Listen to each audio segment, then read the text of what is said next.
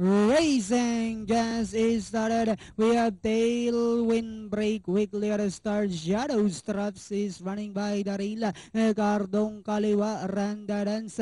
Then followed over by La Sombra. Next on line is Drezicata. Inherent while Crossfire is the early trailer and going along for the first turn.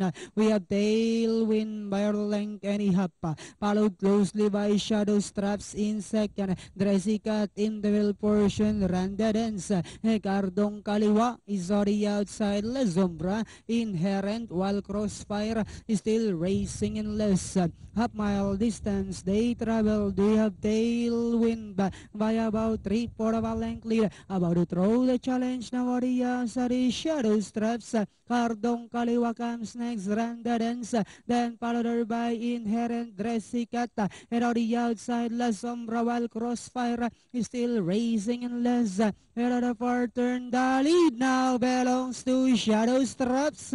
Where Lincoln Ihapa tailwind in second, coming closer in third La Sombra. That on the inside now is Randa Dance moving up on the outside. Inherent.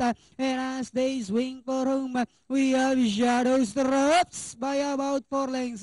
Inherent now moving up to take second. Randa Dance in the middle. Tailwind, then comes Cardong Kaliwa. Last 75 meters, we have Shadow Straps, followed by Inherent, and finally it's Shadow Straps. Inherent, then followed over by number 4, Randa Dance, Tailwind, Cardong Kaliwa.